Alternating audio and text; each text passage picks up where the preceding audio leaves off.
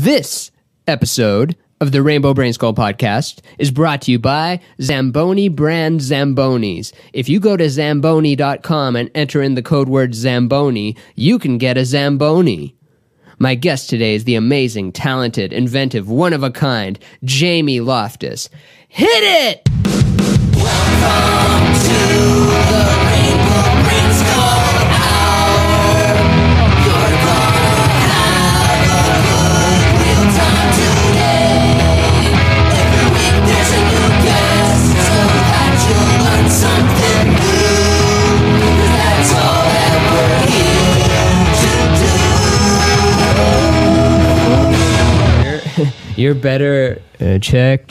Good. I sound okay. Do I sound okay to you? Yeah. You sound great. You're completely in pod mode, and I haven't spoken to a single person all day yet. You're the first human I'm talking to, mm-hmm. So we're coming from completely different angles of being good at talking. I've been overstimulated today. Usually I don't, I have at least twice a week, there's days where I don't speak to anyone in the flesh until 7 p.m. I was going to ask you about that to see if you get isolated too, because I had a problem of really getting isolated, especially living in LA and doing what we do, which is you do a lot of things. You're like a me in some ways, where you're a cartoonist and you do stand up and you're one of the most inventive people there is. You make all sorts of one-off show type of things. I guess one in particular I'm thinking of is let's see if I get the date right. It's called I Lost My Virginity on August 15th, 2010. Is that it? Yeah. That's the right date? Yeah. Yes. No one ever gets,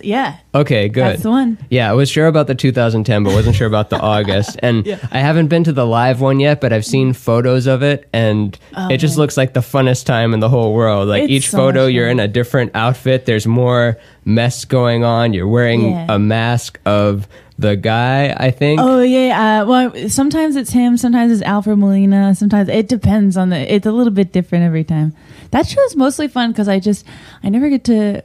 I could just reach out and talk to him, but it's something that my high school boyfriend and I do together, and it keeps our friendship intact. And it's does he live here, or does he fly out for it?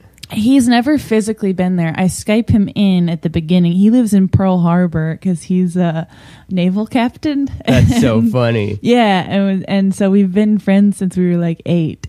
And we actually talk about that a lot because I isolate myself, and then the show, not during the show, the newfound friendship we have outside of it, because we dated for years and then broke up during college and then stayed friends. But that show has been really nice, and I know what's going on in Steven's life because we talk a lot, but he isolates himself a lot too, because it's easy to if you live in a submarine a lot. Oh yeah, there's a saying that goes with that. I don't remember what it is.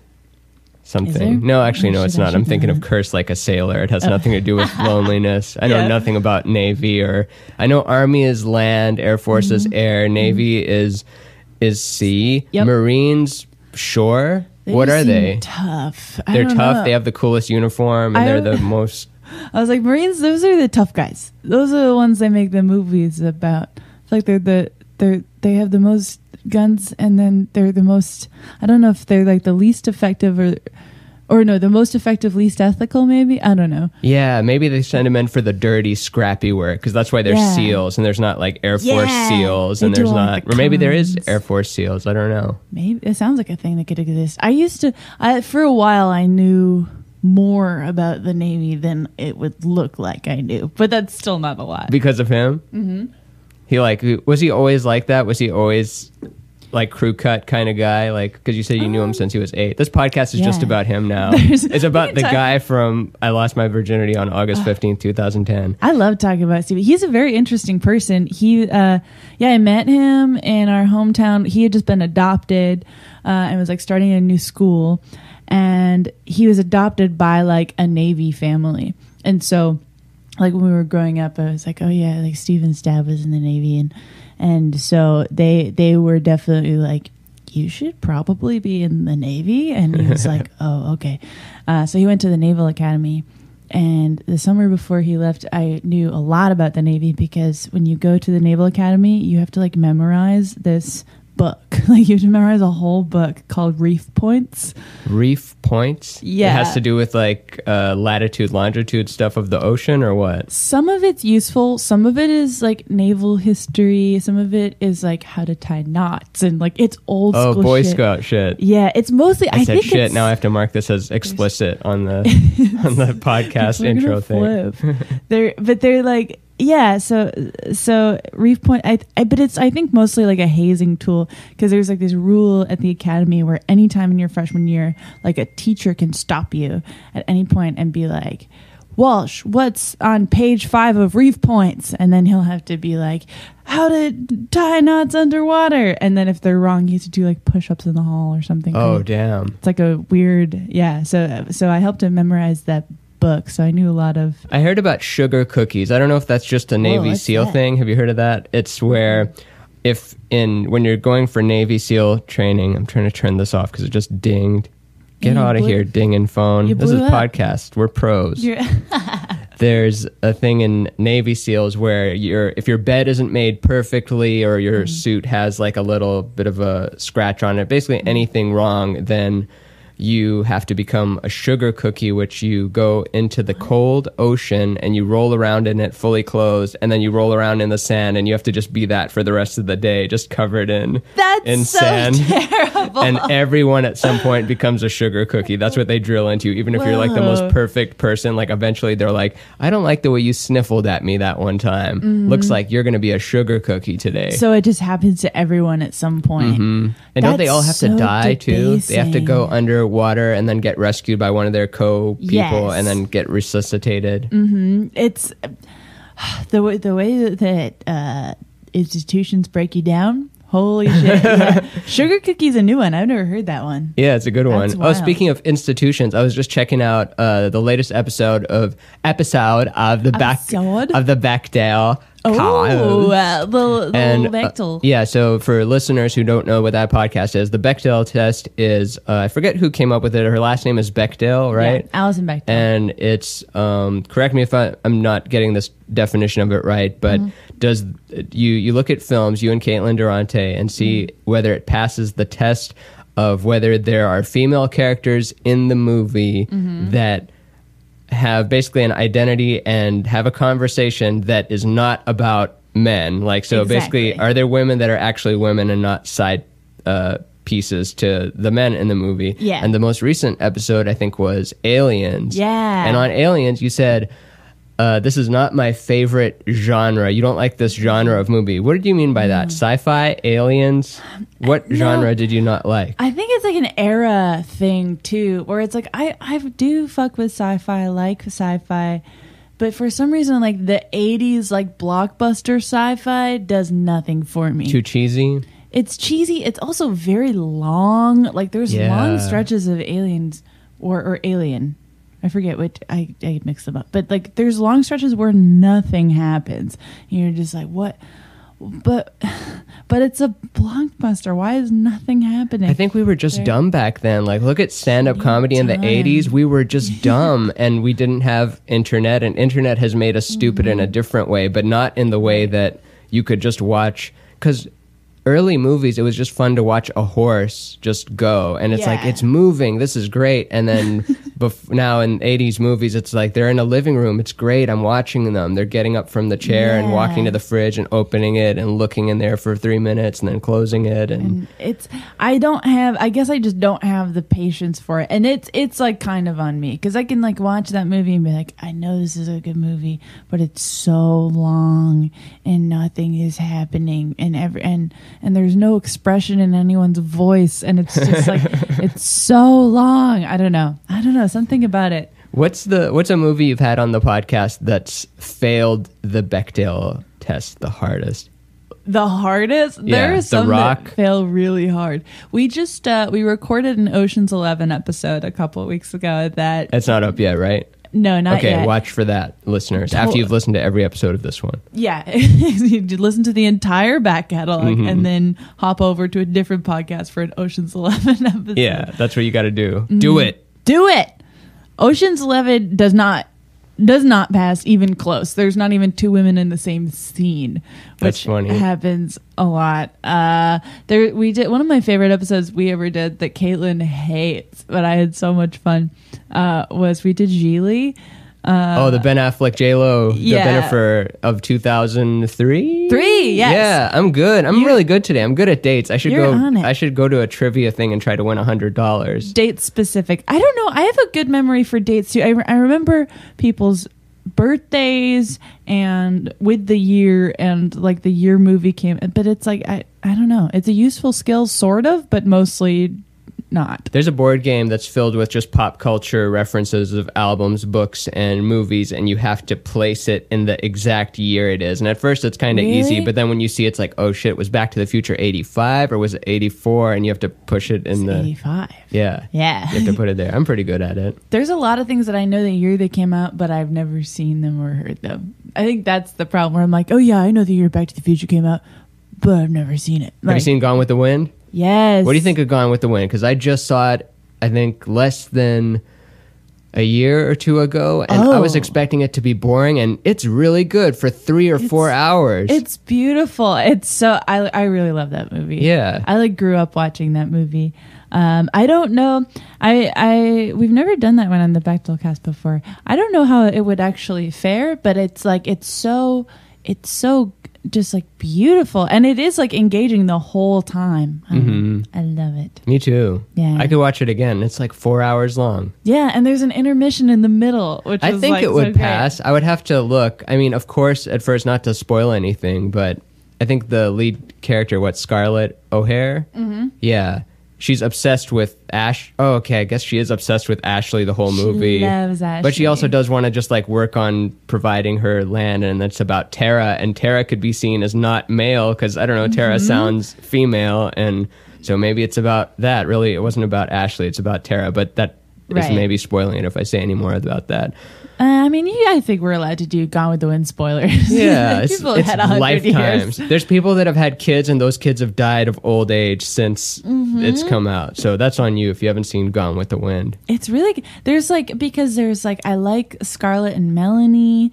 Like that's a cool relationship where it starts so contentious, but then they come together. You're like, that's cool.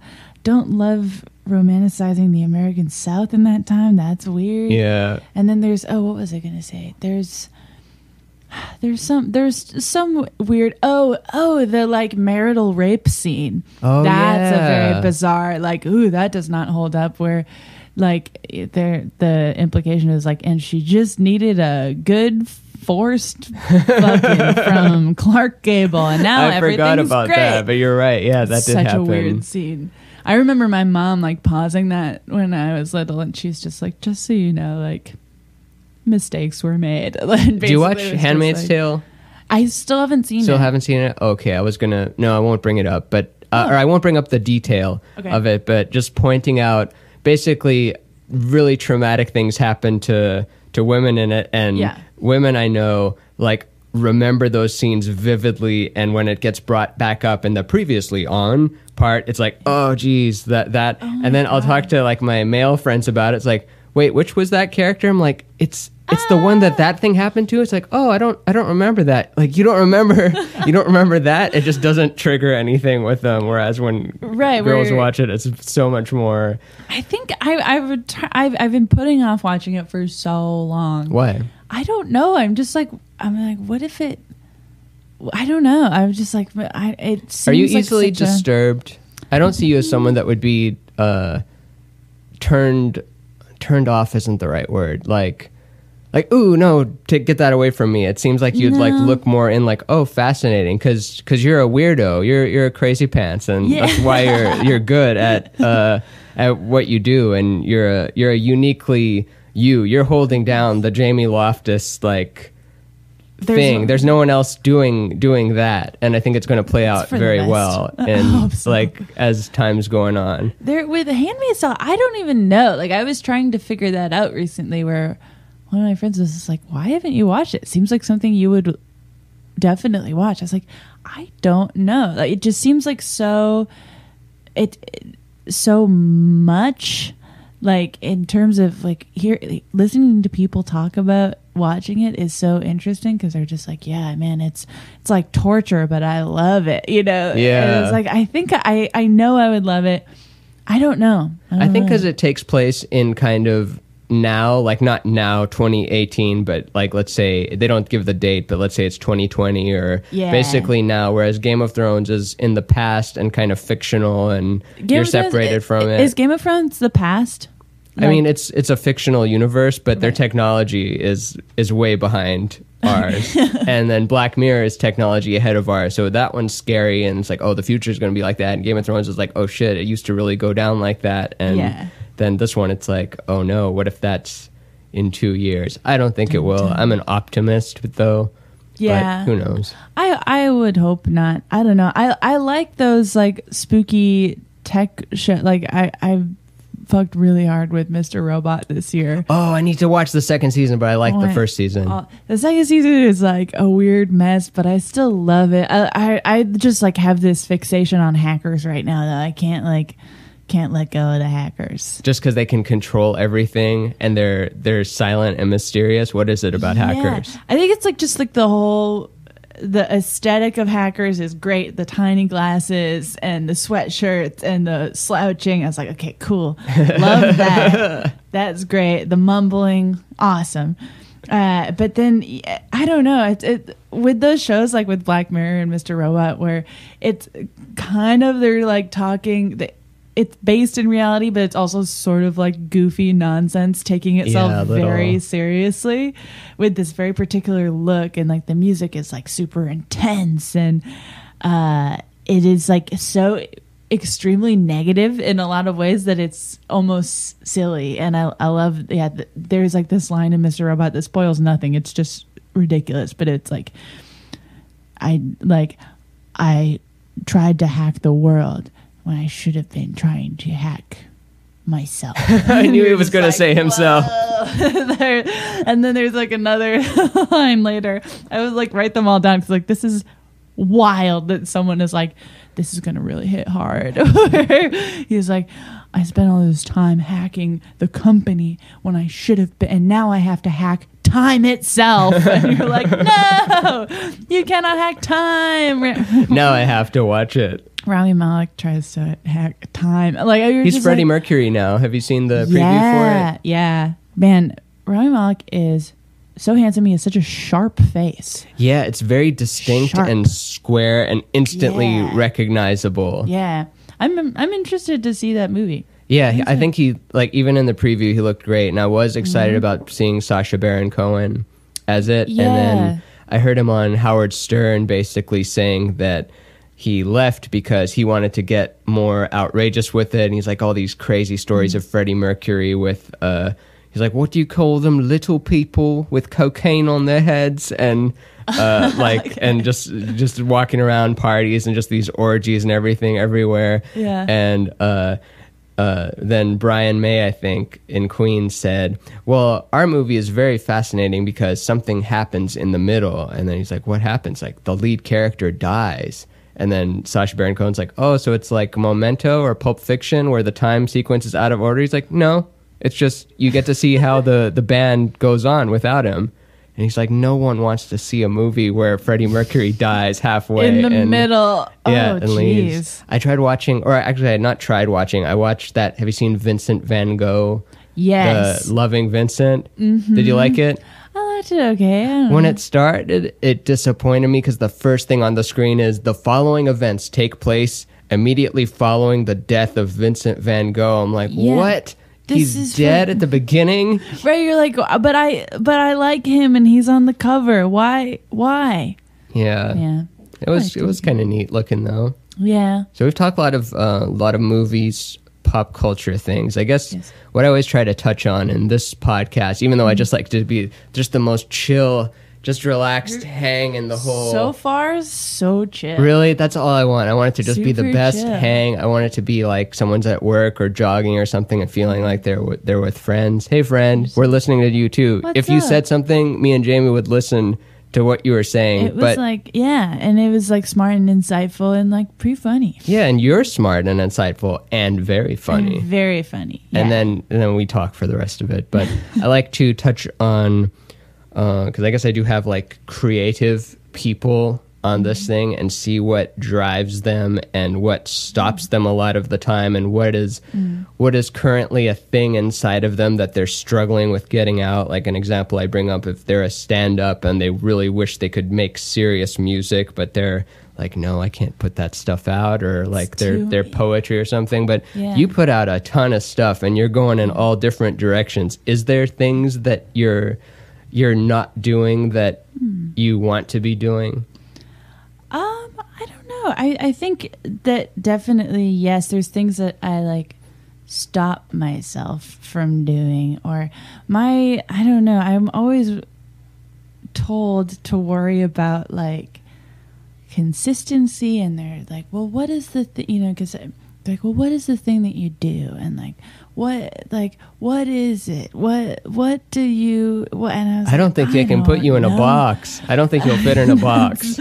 which for some people is like troubling. I enjoy it, but I also like, it's cool to be able to like look at someone's body of work and be like, oh, I understand it, and like, cool, like this is the theme that this person pulls from a lot, and like I love that. I struggle with that myself, because I know that I'm all over the place as a person and then creatively too.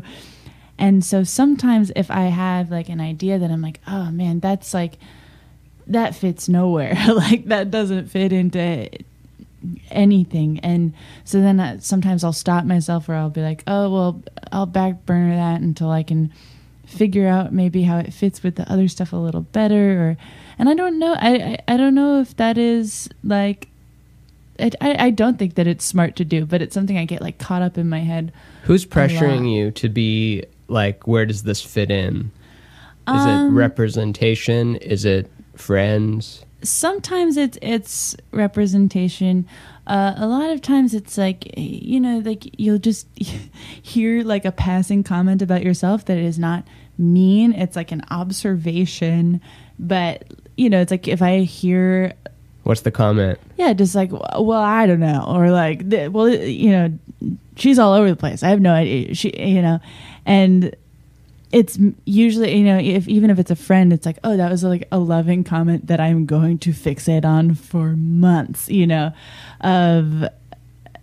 like just like how does everything fit together? And I think, there's like understandably like a lot of friends and like especially family members who are just like, yeah, I have no idea. Like glad that you're able to do it as a job sort of, but like, yeah, who knows what it is. And so I worry about like balancing like the cartoony weird stuff that I really love doing, and then like the Bechdel cast stuff is like a little more focused and like a little more not like academic, but like researched and whatever.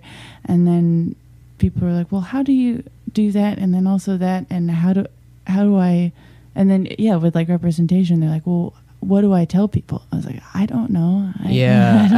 I don't know the answer to that either, but I think it's such a flawed way of thinking of like, pick your box and then die in the box. But we accept it from, I bring up Donald Glover as an example. Like it's accepted of him because he did it. And now it's not, you got to pick, son. You got to pick your music, or are you an actor, or are you, and he makes serious music. It's not like, check out this funny song. Like people are actually jamming to it and stuff. So he's found a way to cross into both. He's not the only example, but we tend to not look at those examples and want us to just be into one thing. And your work makes me like think about stuff like that a lot too. Or I don't know, like one thing I love about your work is like seeing, like I was like, oh, that is like a weird automatic flaw I have in my thinking, where you'll just double down on yourself negatively, or and then you're like, oh no, you can just like loosen up and just allow it to have, I don't know. Yeah. That's something I do you, because I wanted to ask you about, you have a tattoo that is not a worm, but people think it's a worm, and it's to signify, like what is it, 7 or no, more than that. It was... there's 11 lines, but that's for June 23rd, 623. June 23rd, 623. Equals plus 2 plus 3 equals 11. So there's 11 lines inside of the worm. What's the significance of it? So I've been trying to write this more into stand-up because it's so stupid. So this was like a scar I had on my arm. This would have been 2 years ago now, where I got diagnosed OCD, bipolar, and the way it was like manifesting itself before I got diagnosed, because I truly just like had no idea what was going on, and it was just in my first year living here, just like it was getting more intense, and I didn't know who to talk to, and like didn't know many people here at all. And so I was just like having these like compulsive, like just like scratching at my skin whenever I would get nervous, which was all the time. And so when I went to the hospital June 23rd, 2016, got the diagnosis, and things immediately like started moving in a healthier direction. That's good. Yeah. And then so like I guess 6 months after that, I was doing a lot better. And I had like the like scars were fading, and I was like, oh, I think I'll just like get one of them outlined as like a like, hey, you got through that. And then so I designed this original thing and sent it to a few friends. I was like, hey, do you think this is cool? And they were like, yeah, that's great. And then day of, I changed my mind entirely, drew this fucking thing, and then decided, I was like, oh, numerology, June 23rd. Let me put 11 lines inside of the outline of the scar. And it looks, and I wouldn't explain it to the tattoo artist, which I cannot recommend never doing enough, because the tattoo artist, like, I was like, yeah, it's an outline. And he was like, yeah, do you want to like, what is this? And I was like, don't worry about it. Oh, so he asked. He did ask, and I like he did his due diligence, and I just refused to give him the answer. And he was like, okay, fine, and like did it, and then I paid him, and he was like, so it's a worm, right? And I was like, no, like, and then I truly didn't. It was like optical illusion. I saw what I thought it was so clearly. And then the second he said worm, I was like, oh my God, that is what it is. Because it's not quite a worm, but I can see like thinking that it is. But it's not an intentional worm. It's a shape. Which makes it more confusing. It's just like, yeah, it's like not even like a well-rendered worm at all. It's got like a weird like bump, and it's a mess. But I'm stuck with it. I get a lot of suggestions from people of like, hey, here's something you could turn that terrible tattoo into. I'm like, at this point. Is that your only tattoo? Like, no, I have one other. I have a series of unfortunate events tattoo. Oh, cool. Yeah, that was like my favorite thing growing up. I was fully obsessed. I just watched it. I haven't seen it yet. I mean, I haven't. That's such a contradiction there. I just watched it. I haven't seen it yet. I haven't read it, but I saw the movie. The book's like the Jim Carrey one? Yeah. I don't know. Jim Carrey, they shouldn't be casting like these actors who like have a very specific thing as that character. I don't think we already know them as too many things already. Yeah, and you're just thinking like, oh, that's Jim Carrey being wacky. You can't get out of it. Jim Carrey, and then they recast it for the Netflix series as Neil Patrick Harris, who also has a very, and I was like, oh my God, they're gonna make the character sing, and they do make the character sing. I'm like, this is a villain. Why is he singing? But yes, I love those books so much. Right on. Did you get into Harry Potter too? I did when I was a kid. It's weird. I did a weird teen contrarian thing where I fully read every Harry Potter book as they came out, went to the midnight stuff, but then was always like, Series of Unfortunate Events is better though, and was like really antagonistic with my friends about it. So you were always a weirdo and owning it. Yeah, I feel like actually there. Yeah, I was thinking actually when I was podding earlier at let's shout out our friends at Daily Zeitgeist on the How Stuff Works network. Yeah, they're the best. I was reminded of my pet rock that I carried around for 8 years. Bert, right? Bert. Yeah, I was just looking at, like, before a guest, I want to take in as much, even if I know them in real life. Like, we don't know each other super well. Like, we've had talks at shows, like, briefly, like, for maybe 5-10 minutes or something. But you and I have never had a sit down and, like, ask questions and do that kind of thing. And so I'm just looking at, like, okay, what's been going on with Jamie recently? It's like, okay, here I am with and where were you? In Paris with your pet rock Bert? I'm like, okay, cool, she was in Paris with her pet rock Bert. I'll ask about that. How long have you had Bert? Bert's been out of my life for a while now, for God, 6 years, I think. That picture was taken, like, right before I lost Bert, but got Bert when I was 11. Yeah, I think like 6th grade-ish.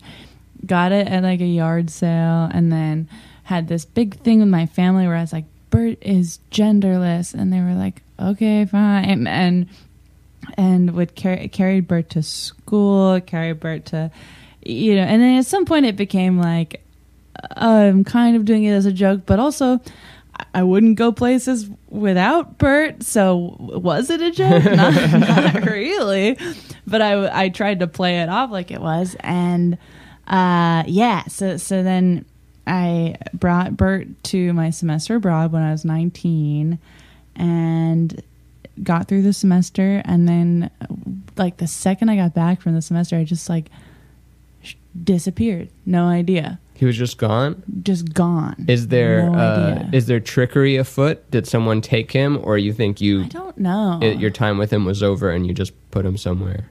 At the time, I remember, like, I don't know, like, do you ever have, like, the moments where you're just like, I feel like I should be so much more upset than I am, but it's like this thing just happened and I feel okay about it. I don't know. Yeah. And opposite too. Like, I'll have had my car broken into and I'm just not mad. It's just, well, I'm gonna have to get that fixed. And then also I'll drop a fork or something and I'll just scream just because it's building up. Like, because I'm a lot better now, and it's never been directed at people or even at walls. Like, some guys punch walls and some people like to yell at people, but I think I was more at yelling at objects type of thing. Like, you yell at the table when you kick it, you yell when you drop the fork because you're at a 7 or 8, and then that pushes you to a 10, just that little like thing. You just, like, spike a little bit, you're like, whoa, what was that? Like, I definitely have moments like that too, where I'm just like, what? I know this isn't a big deal, but I feel awful. And with Bert, it was like, I know I should feel awful, but I feel fine. And maybe it's just, like, the sign that it was time. And it also, I'm like, oh man, I'm 19 years old and carrying around a rock everywhere. Maybe this is for the best. It is an easy one though. It's like it's not a blanket or stuffed animal or right. Steven Tyler carries a knife with him everywhere, and I don't know if he has a name for it, but he brought it on him with the voice and everything. And really? Yeah, and they're like, you can't have that. And he's like, I used it to open fan mail. And they're like, okay, you can keep it. But he just keeps a switchblade on him at all times. And he brings a crystal ball with him everywhere too. Really? Okay, yeah. I like the crystal ball. The knife, I'd be interested in listening to him unpack that one. Yeah, he's a fascinating interview. Like, just hearing him, I think he's 70 now.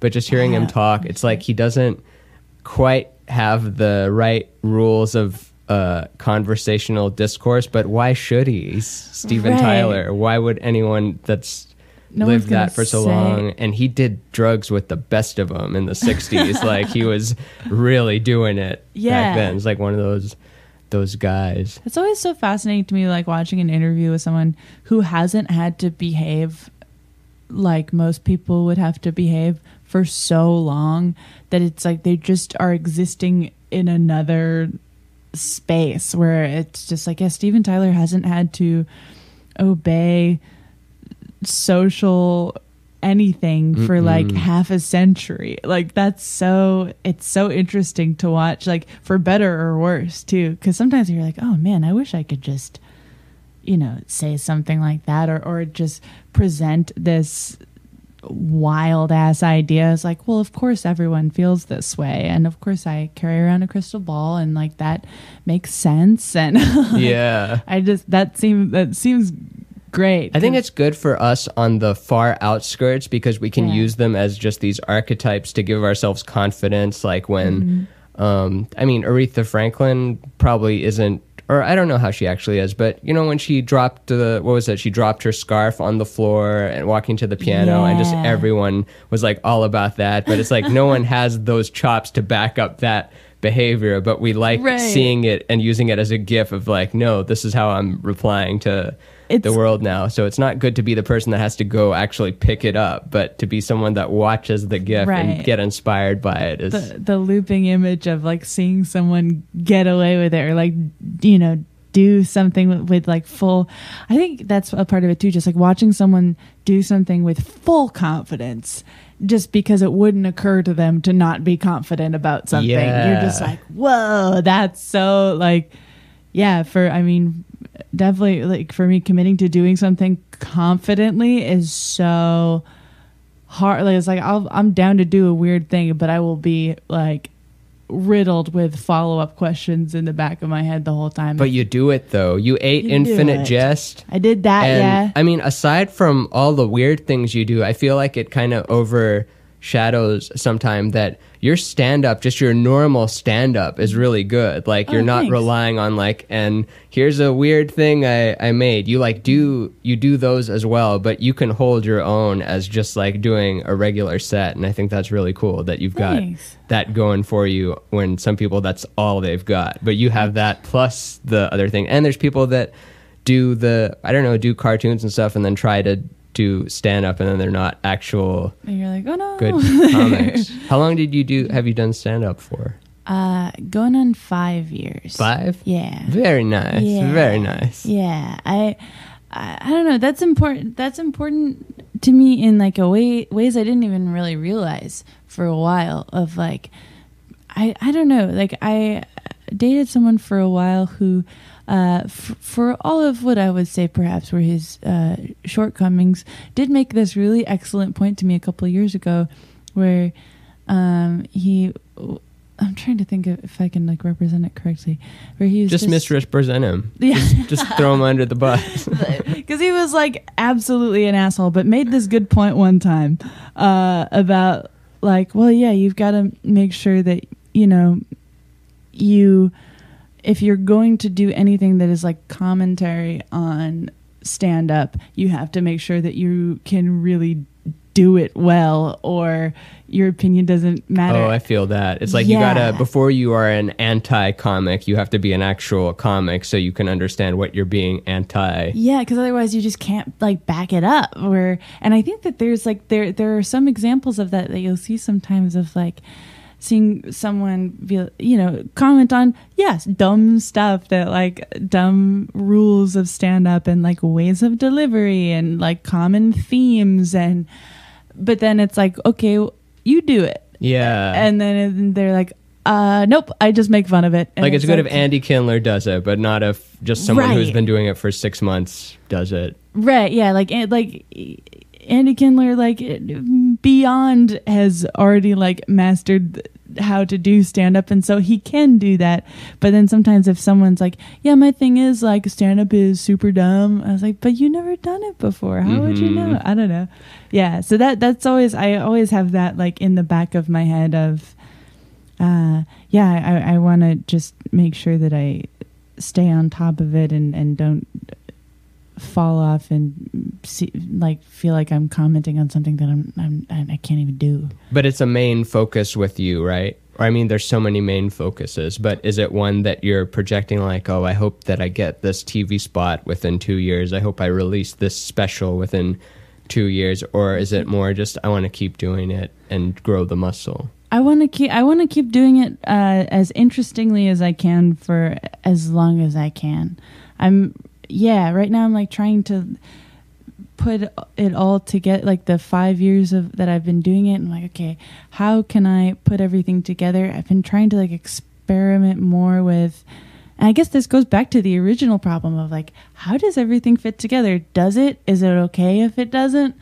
I don't really know the answer. It does. You just don't know yet, but it totally does. And that's, we should worry more about building out. I'm a big Frank Zappa fan, and he would always refer to, because he would make just such different eclectic styles of music. One album you could never tell as part of the other one, and he would always say, no, it's part of Project Object. Everything I do is part of Project Object. It doesn't seem connected, but it is part of one big glorious whole, which you'll see later, and it's for people like 50 years from now to recognize that, not like someone who's not going to be in the business in 5 years just trying to keep their job. Like, what are you? Are you orange, or are you a banana? And and finding, and then it's fun to like find, you're like, oh, here's this thing that I did 2 years ago that is weirdly similar to, I found like a lot of singularity-ish themed stuff that I like was. You mean going the singularity? Yes, the singularity, as opposed to one of many singularities, which is a contradiction. Like I was thinking about that because it's such a like overcovered goofy topic, but I went back a couple of years and like looked at this old like character bit I did. I was like, oh, that sort of is what it was. And then I was like looking at the hacker stupid shit I've been working on. I was like, oh wait, there's like, this could fit. And yeah, right now I've been fully like lost in the sauce of making things fit. And I don't know. I don't think it matters as much as I'm. No, it's resistance. Yeah. Are you familiar with the term? There's this book called The War of Art by this guy, Steve Pressfield. Someone just recommended that to me the That other means day. It's meant to be. If I had a physical copy, I'd give it to you right now, but it's just in my Kindle. Okay. But I've been thinking of just buying some copies just to have to give to people, because it really calls you out on your bullshit, especially just the beating yourself up part. It's disguised as logic, because you're like, logic dictates that it's not going to lead to anything, and it's better to do this, and I'm just being a narcissist, and blah, blah, blah, blah, blah, blah, blah. But especially in today's world, there's just so many avenues to put out things, and people are too busy to, other than people close to you that don't know what's best for you, or they kind of know what's best for you sometimes, but not in that area. They are. They don't have time to say like, well, is Jamie a cartoonist, or is she a stand-up? What is she? I'm confused. They like the thing you make, and they don't care if you do another thing. It doesn't diminish the ness of it. But it goes back to resistance, and resistance is just a name used to describe the force that is coming up with reasons as to not do the thing that you came here to do. You came on this earth to make that stuff and not to just rot away, yet worrying about like how it connects to the other. It'll connect. How do you approach stuff like that? When I read a lot of self-help books, I listen to a lot of motivational stuff, from the super business pragmatic spectrum to the very woo-woo law of attraction secret Abraham Hicks simulation theory things, and different ways that, and it's what I'm trying to do too in my own way, because we know it's all one. We know love is the answer. We know live, laugh, love, but those sayings don't have juice to them anymore when they're at Target, or when you see them on Etsy and stuff a lot, or even if it's one you do like a lot and you put it up on your fridge and it just becomes part of the fridge the next day. It doesn't resonate. So I'm constantly seeking new ways that different people chop up those truths, and we know they're truths because when you hear it, something inside you activates. That's what a truth is. It's like beheld, it's felt. And so I consume that stuff, and then when something occurs to me, like as it would with you, you don't know, you're not thinking of like, how can I make this crazy idea? It probably just comes to you in a download, like, I want to make this. You serve the idea. And I try to articulate that idea as best as I can in little as time as I can to before I think it's stupid. So you can just make it. It's like, I know I'm going to think this is dumb or cheesy in a week, so I better make it now. So then, oh yeah, I forgot I made that, and I'm glad I made that, and that one did well. So yeah, I that's so fun. There are certain like ideas or thoughts that you'll get where you're just like, I think this is so funny, or like so whatever, but I know I won't feel that way in 72 hours, so start, or it will never happen. And you'll be glad that you did, just because, hey, it's there. Like, I'm more glad that it's there than it's not there. And I get inspired by other people. The fact that you're around, or that Drennan is around, or that Prince was around, or Frank Zappa was around, or just people like that. The fact that they did it gives me inspiration and less worry of like, am I screwing myself over? Am I secretly self-sabotaging myself by not committing to one angle of making stuff? I think it's all the same thing, whether you're saying it's stand-up or cartoon or writing or serious. It's you're the thing, and you're just using these different mediums. So it doesn't matter if you're making a basket or something, it's still a you thing. If you're making a song or a film, it's still a you. You can't escape it. That is like the fun thing about doing a couple of different things is, you know, you're like, okay, so this idea is dumb and meaningful to me, and what is the thing I know how to do that this idea fits best into? Because there's like some ideas, for like cartoons that it's like, this can't be stand-up that I know of anyways. Like Rat Teens. Right, yeah. Like that's, that's so specific to, I knew I was thinking about conjoined twins a lot, and I knew I was thinking about rats a lot, and I was like, okay, well, with what I have, what is the best way to make that idea exist? And that time it was cartoons. I think that's how I heard about you. I think because Really? Caitlin showed me something on her phone. Like, because she was using you for, or not using you, but I think collaborating with you for some animations. Like, oh, you don't know Jamie? Check out this thing, and then showed it to me in the now dead Meltdown green room. Rest in peace, Meltdown Comics. Last time you and I talked, it was a weird. There was a lot of strange stuff going on in the world. Like people we knew personally were like, calling off engagements or getting divorced, or people going broke or dying. It seemed like there was just a lot of chaos, and I feel like it's kind of settled now that we're in June. It was in March. It was like beginning of March. Yeah. And now it feels kind of all right now. How are you feeling these days? I feel all right. I don't know. I think the last month was a weird one where, like when you're just like, nothing is wrong, and that is so good, but then it's like I'm looking for something to be hard on myself about, and if there's like less things are going wrong, it's this weird like, all right, let me just drudge up some old stuff that I hate about myself I haven't thought about in a couple of years, and like go back on those, because like things are generally okay. So I mean, in terms of like life, it's good. I'm pretty happy, and but yeah, I'm like trying to pull back and figure out like what is the best way to attack that. Like, is it like trying to like medication again, or I don't know, or like what is the best way to come at? What are you combating? Are you combating the downs of the bipolar? Like, do you have periods of very long depressive states? I don't. I feel kind of like lucky that for me, manic depression tends to lean more on the manic side, which is like the fun part. It is. And so the depression doesn't manifest itself for me that frequently, but when it does, it and I think it was a little bit in the past month, it just becomes harder to like even articulate, because you're like, nothing is wrong, but everything is wrong, and I can't convince myself otherwise, so it is, it's just kind of like yanking yourself out of stuff. And it is helpful to just, I don't know, whenever I get like really bummed out, I'm like, what is something like a project or a thing I can go back to that every single time makes me just feel better about everything? And I make these like little cartoons about Zambonis. Yeah, I was going to bring up Zambonis. yeah, that's a pretty great shorthand, is like, because I don't have to release those anymore.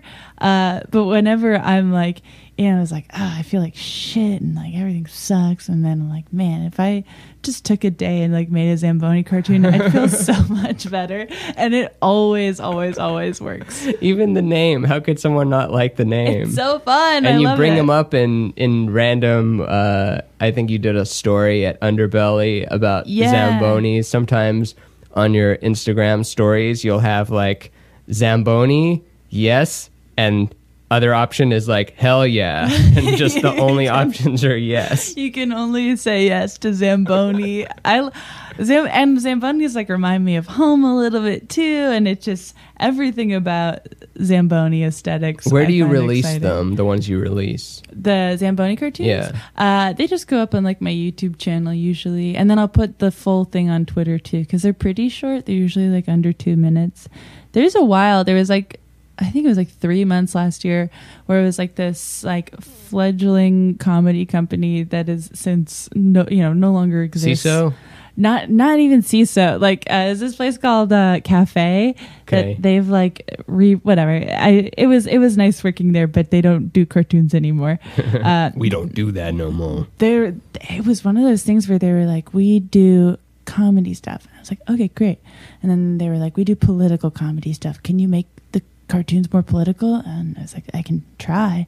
And then like a month later they're like, we just do politics now. Oh jeez. Yeah, they're just newsjacking. There's enough Trump images of just, I don't know, it's feeding it. And people have said that argument over and over, and it's somewhere I find myself lost with. Like when I did the Daily Zeitgeist last time, I love the parts about, myth, overrated, underrated in the beginning. I'm like, this is great. And then the second half of it was all like recent Trump news. And I'm like, I just don't know what to say about any of this stuff. But I guess they have to, because it's Daily Zeitgeist, and that's part of the zeitgeist. Right.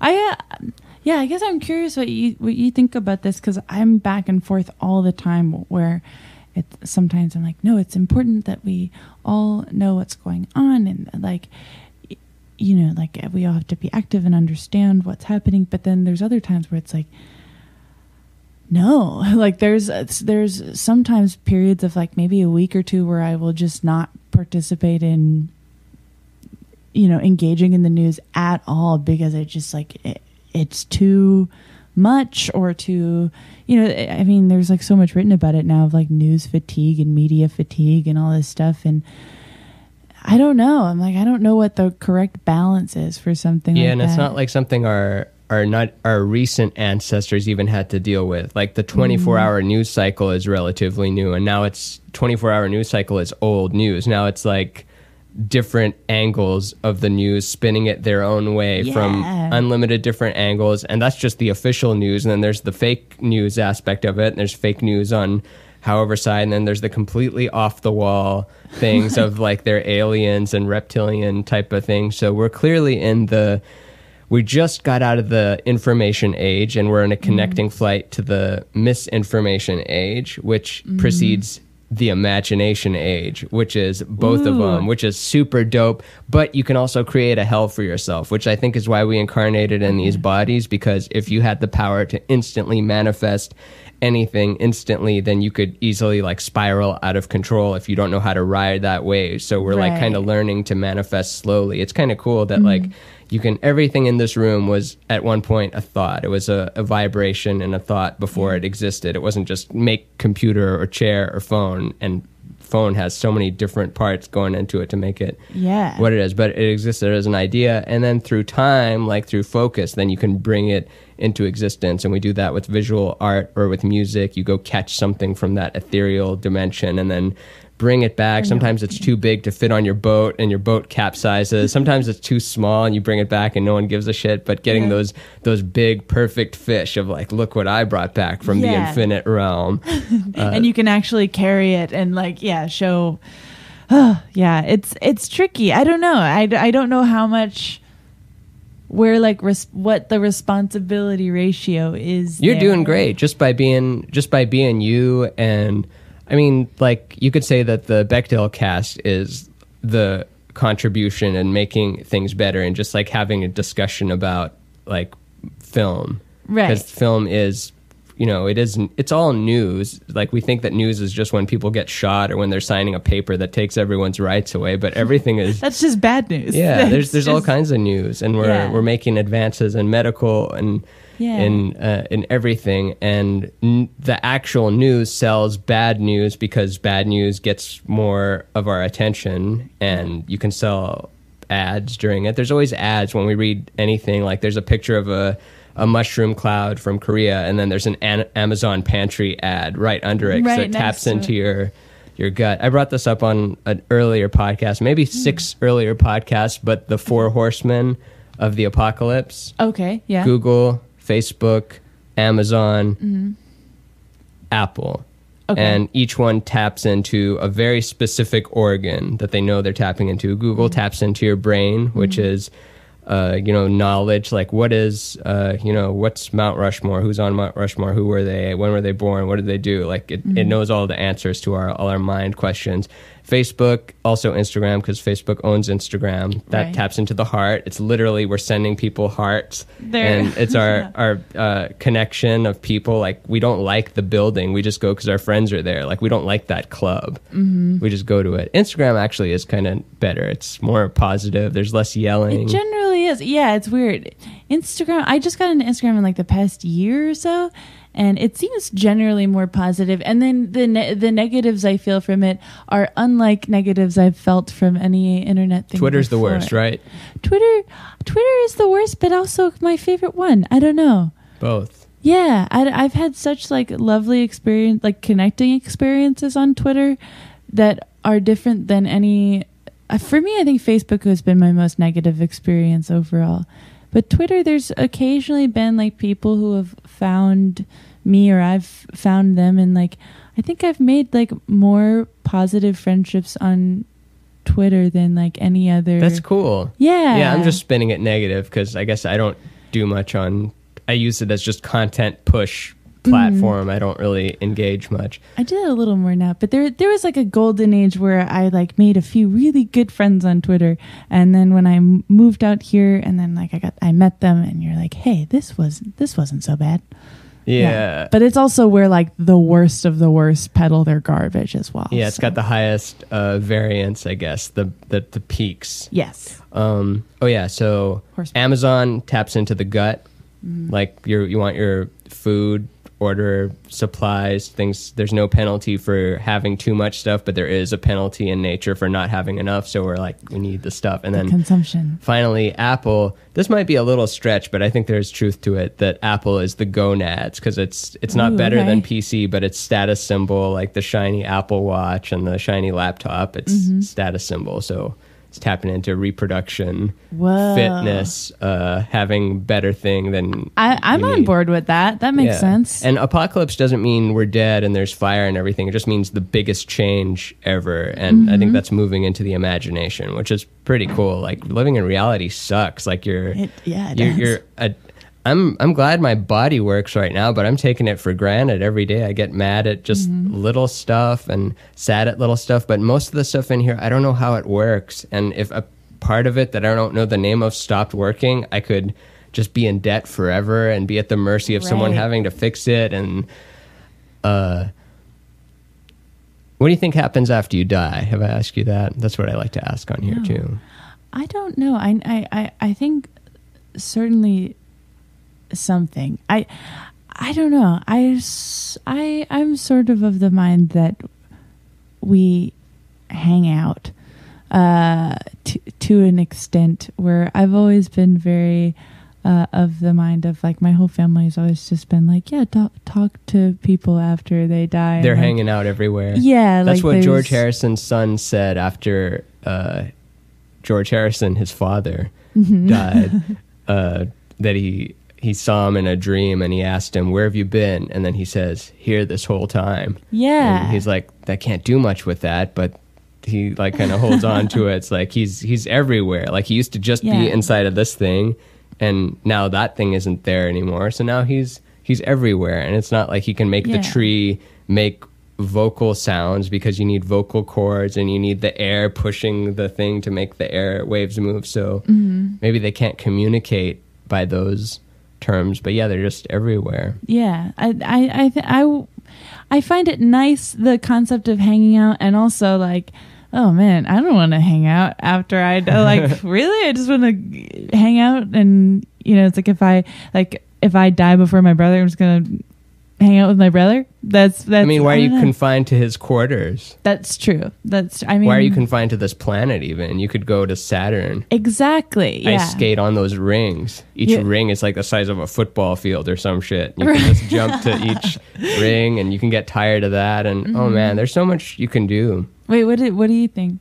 I mean, I wrote that comic book about it where I just go through all the models of it, but something I bring up a lot is that awareness can't be aware of not being an awareness, so you can't be a nothing. You're a you whether you like it or not. You're always a you, and people are afraid of not becoming a you anymore. It's like, then I won't be a me, but you've already stopped becoming a you. Like, you're not the junior high version of yourself that listened to those albums anymore. Maybe your taste buds have changed. Maybe at one point you were deeply in love with this person. Now you're not on talking terms with them anymore. Like, we change a whole lot, and our cells are dividing every second, and within 7 years, every atom in your being is a different atom. It's cycling in and out. So we're just a waveform of stuff. We're already just dying every moment, like a song, like one note switched to another note, another one. So there's no end, I think, of awareness from your own perspective. But I can die to you. I could die like today, and then I'm no longer in your plane. But yeah, I think it's a plane shift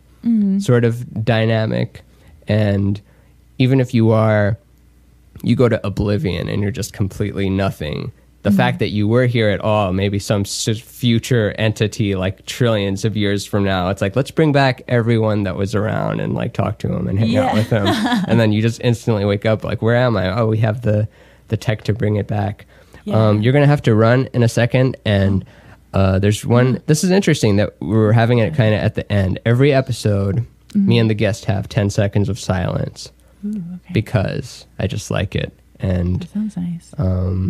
Yeah, there's no mantra or anything you even need to say in your head. It's just 10 seconds of silence, and someday I'm going to string them all together and then have like a whole episode of the silences of every guest ever all together, sitting there silently. Does every silence feel like different? Yeah. A little bit? Yeah, different room tone, different, like we're emanating some kind of vibes. Maybe, who knows, maybe I cut off the vibe when I'm compressing the waveform or something and it doesn't get caught. It might just like change a little bit, but yeah, I feel like every silence would probably have to be pretty different. Yeah.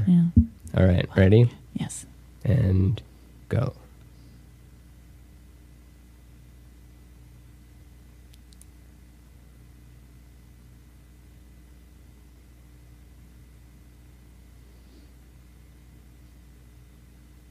That was good.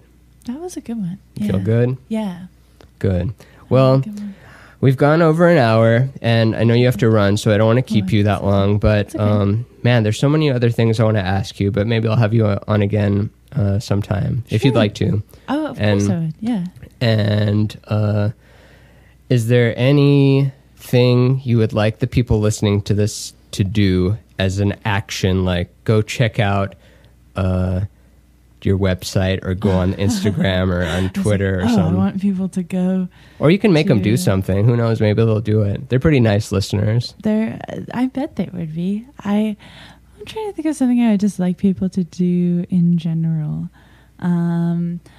Here's something I did recently that I was really happy I did, was I tried to find a different walking route near my house. I was like, I wonder if there's like a different way to get to where I usually walk to. And I found the most beautiful route to the Whole Foods that I go to all the time. The 365? Yeah. Oh, cool. There's a way, if you go where I live, you can walk directly, but then there's also this place that takes 5 minutes more, but it's beautiful and everyone's very friendly. They have one of those boxes full of free books, and it was right. I love those. Yeah, the little libraries, and there is one, like a 2-minute walking distance difference, and I found it 2 weeks ago, and I feel so dumb for not finding it earlier, but it was like perfect timing of like, man, this is like a new part of my life that I really like. Yeah, change your walking route, everyone. Like, see if there's another way to walk. Yeah, you might find place. a secret thing. I did that once around here, and I found this whole like slew of houses that, you know how houses out here in like East LA are. It's just each one is completely different. This one's a mansion. This is a like Persian palace looking thing, and this one's a haunted house. And did I already say haunted house? Doesn't matter.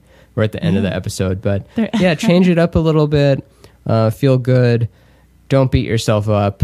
And especially you don't beat yourself up. I don't think we dove into it a little bit, but I wanted to ask you more about those states. But they're not founded in any truth. And you're very good, and you have my approval of things. And I think history is going to prove me right. I think they're going to go back and look at this episode and it's like he knew that he was the prophet. Mm-hmm. I am so glad that we did. I love your work so much. Oh, thank you. Go on. Yes. Well, I mean, I truly do. Like, that's what I say to people whenever they compliment me on this. I never shy away. I'm trying to stop that thing. It's like, oh, I love your work. It's like, thank you. Keep saying that. Continue the thought.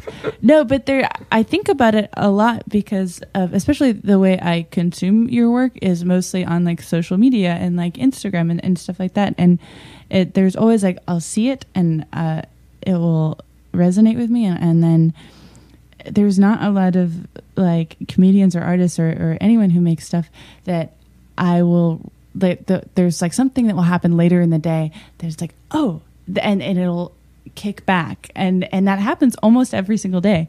After hell yeah, that makes me very happy. That's all I want. It becomes like just like a little part of your life. I just want to help and have you do $100,000 or something. Okay, but okay, we should wrap this up. And thanks for listening, everyone. Go check out Jamie Loftus on all the internet things, and there's more content than you can watch in a day. There's so much stuff. So endless content. Endless. So yeah, thanks for joining me, and I'll have you back someday. And good night, everyone. Stay.